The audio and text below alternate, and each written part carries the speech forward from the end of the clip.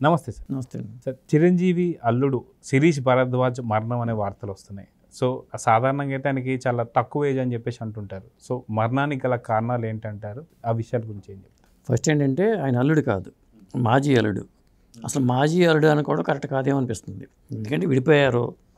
ఆయన అల్లుడుగా చనిపోతే అది వేరే విషయం. వాళ్ళిద్దరు విడాకులు తీసుకుని దాదాపు చాలా కాలం అవుతుంది. ఈయన అనారోగ్యంతో అంటే 39 ఏళ్ళు అని చెప్పి అంటున్నారు. అది ఇవాళ చనిపోయాడు ఆయన. నిజంగా చెప్పాలంటే ఇది అప్పట్లో పెద్ద సంచలనం. 2007లో ఆర్య సమాజ్లో వీళ్ళు శ్రీజ, చిరంజీవి గారి చిన్నమ్మాయి శ్రీజను ఇతను పెళ్లి చేసుకోవడం అనేది అప్పట్లో పెద్ద సంచలనం అయింది. ఆ తర్వాత ఒక 7 ఏళ్ళు కాపురం చేసినట్టున్నారు వాళ్ళు. అతను కట్నం కోసం వేధిస్తున్నాడు అనే ఆరోపణల మీద కేసు పెట్టడం కానీ విడిపోవడం కానీ ఎంత జరిగింది. ఆ తర్వాత ఇతను 2019లో ఒక డాక్టర్ని చేసుకున్నాడు ఆయన. వెళ్ళి చెన్నైలో సెటిల్ అయ్యారంట. కొన్నాళ్ళ పాటు బీజేపీలో క్రియాశీలకంగా వ్యవహరించి రాజకీయాల్లోకి వచ్చి కూడా ఆ తర్వాత మళ్ళీ యాక్టివ్గా లేకుండా వెళ్ళిపోయారు. లంగ్స్ ఇన్ఫెక్షన్ అని చెప్పి అంటున్నారు. ఆ కారణం వల్ల చనిపోయేస్తున్నాం. అదేంటి క్లుప్తంగా. సాధారణంగా ఎప్పుడైతే శిరీష్ భరద్వాజ్ని పెళ్లి చేసుకున్నటువంటి టైంలో చాలా పెద్ద సంచలనం కింద మారింది. ఎందుకంటే చిరంజీవి గారికి సంబంధించి కొన్ని ప్రముఖ మీడియా ఛానళ్ళు మాత్రం 24 గంటలు అదే కథనాన్ని ప్రచురించడం కావచ్చు. దీని తర్వాత మళ్ళీ ఎవరైతే పవన్ కళ్యాణ్ మీద ఆరోపణ రావడంతో తనని గన్ సబ్మిట్ చేసి తను నా నుంచి ఎటువంటి హాని ఉండదని చెప్పి తను చెప్పడం కావచ్చు. ఇలాంటివన్నీ కూడా అప్పట్లో పెద్ద సెన్సేషన్ని క్రియేట్ చేసినటువంటి ఒక దాని గురించి ఏం చెప్తారు? అంటే అది కూడానండి, ఒక విధంగా చెప్పాలంటే దాని వెనకాల కొంతమంది రాజకీయ నాయకుల హస్తం ఉందని అప్పట్లో వార్త వచ్చినాయి. చిరంజీవి గారు రాజకీయాలు రాకపోతున్నారని, ఆయన పార్టీ పెట్టబోతున్నారని తెలిసిన తర్వాత ఆయన్ని అబాస్పాలు చేయడం కోసం కొంతమంది ప్రముఖ రాజకీయ నాయకుడు, ఆయన కుమారుడు కూడా దీంట్లో ఇన్వాల్వ్ అయ్యి వీళ్ళిద్దరికీ పరిచయం ఉన్న వీళ్ళిద్దరికీ పెళ్లి చేయడానికి కూడా తెర వెనుక పాత్ర వాళ్ళు పోషించారనేది అప్పట్లో టాక్ వచ్చింది.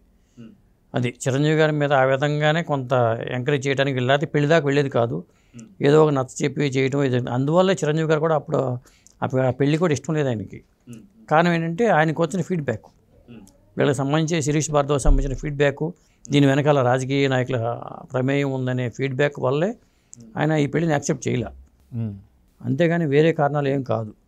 అట్లా పార్టీలో ఎక్కడ పరిచయం అవ్వడం, అమ్మాయి బ్యాడ్మింటన్ ఇష్టం, మొత్తానికి రెగ్యులర్గా అమ్మాయి చూసుకుని టార్గెట్ చేసి ఒక విధంగా ట్రాప్ చేసి పెళ్లి చేసుకున్నారని నేను చెప్పాల్సి వస్తుంది.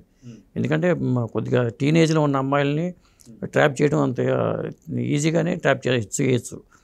అప్పట్లో ఈ రకమైన అది ప్రేమ, ఎందుకంటే ఏది ప్రేమో ఏది వ్యామోహమో తెలియని వయసు కదా వాళ్ళది, మెచ్యూరిటీ లెవెల్స్ తక్కువ ఉంటాయి. ఆ టైంలో జరిగిన పెళ్ళిని మనం పెళ్లిలాగా చూడకూడదు చెప్పాలంటే. కాకపోతే చాలామందికి అప్పుడు చిరంజీవి గారి మీద కూడా కొంత సానుభూతి ఏర్పడింది. అయ్యో ఎట్లా జరిగిందే వాళ్ళ ఇంట్లో అనే ఒక ఇది వచ్చింది. కానీ ఇవాళన్నా అతను ఆ బిహేవ్ చేసిన విధానం చూస్తే అతను సరైన వ్యక్తి అయి ఉంటే, సపోజు చనిపోయిన వాళ్ళ గురించి మనం చెడుగా మాట్లాడడం కాదు, కానీ విడాకుల దాకా వెళ్ళేది కాదు కదా. అప్పట్లోనే ఒక పాప కూడా ఉంది వాళ్ళకి. ఆ శ్రీజ దగ్గరే ఆ పాప పెరుగుతూ ఉంటుంది. అయితే సాధారణంగా చూసుకుంటే శ్రీజకు సంబంధించినటువంటి వార్తలు చాలా, ఎందుకంటే అప్పటిదాకా చిరంజీవి గారి మీద ఎటువంటి మచ్చలేదు, కానీ ఇంట్లో జరిగినటువంటి ఈ సమస్య గురించి చిరంజీవి మీద ఒక మచ్చ ఏర్పడడం కావచ్చు, ఇది మనంతా చూసాం.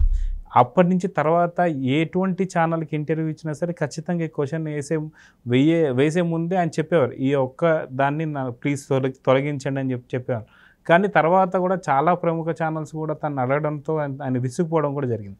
సో నిజంగా చిరంజీవి గారు చాలా మనస్తాపన చెందారా ఆ యొక్క ఇష్యూలు అంటే ఏమంటారు? ఎవరికైనా ఉంటుందండి, పిల్లల విషయంలో జరిగితే ఎవరికైనా ఉంటుంది. ఇంకొకటి ఏంటంటే చిరంజీవి గారి గురించి చెప్పాలంటే పిల్లలకి ఎక్కువ స్వేచ్ఛ ఇచ్చారండి మొదటి నుంచే కూడా. ఎందుకంటే పెద్దమ్మాయి సుస్మిత విషయంలో కానీ, లేకపోతే రామ్ చరణ్ విషయంలో కానీ, శ్రీజ విషయంలో కానీ, మీకు ఉదాహరణ చెప్పాలి. నాకు ఒకసారి చిరంజీవి గారితో నేను అన్నాను, వాళ్ళ మేనేజర్గా సుమ్మగారు ఉండేవాళ్ళు.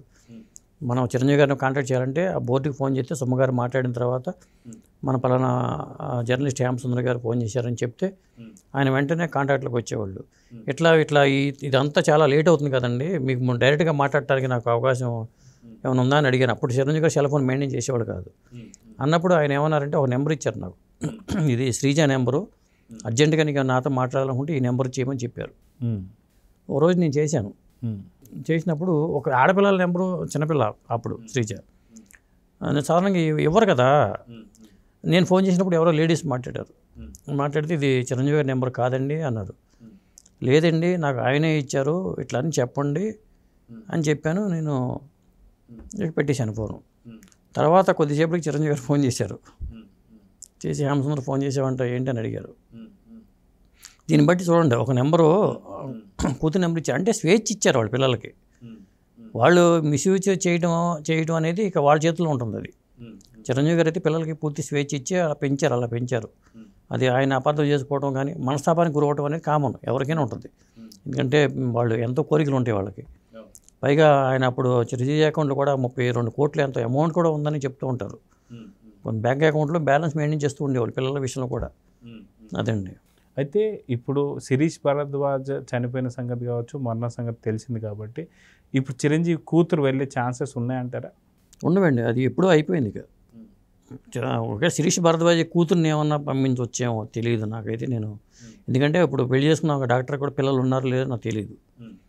ఆ విషయం అయితే నాకు తెలియదు. ఎందుకంటే వాళ్ళు చెన్నైలో ఉంటున్నారంటున్నారు. అసలు శిరీష్ భరద్వాజ్ని అప్పుడే మర్చిపోయాం మనం.